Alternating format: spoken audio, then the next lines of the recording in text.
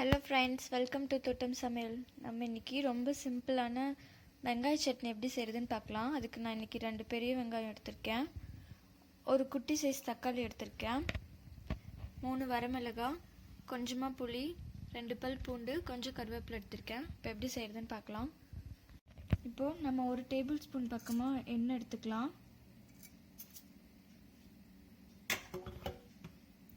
எண்ணெய் சூடானதும் நம்ம வச்சிருக்க 2 பெரிய வெங்காயம் சேர்த்துக்கலாம்.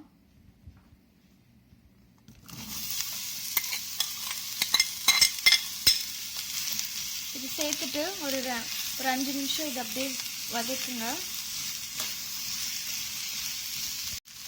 5 நிமிஷம் ஆயிடுச்சு. இப்போ நம்ம மீதி இருக்க எல்லாம் சேர்த்துடலாம். ஒரு தக்காளி,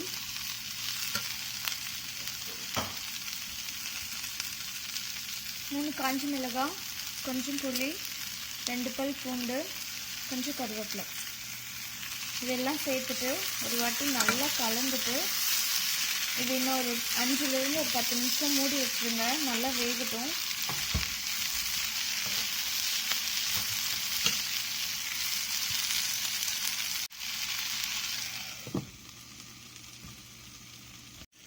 இப்போ 10 நிமிஷமாக இருக்குது. நம்ம ஓப்பன் பண்ணலாம்.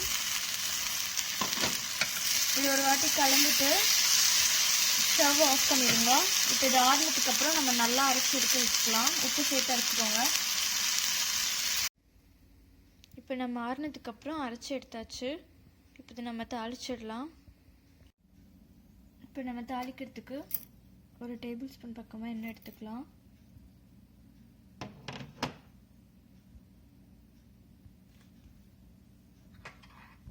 எண்ணெய் சூடானதும்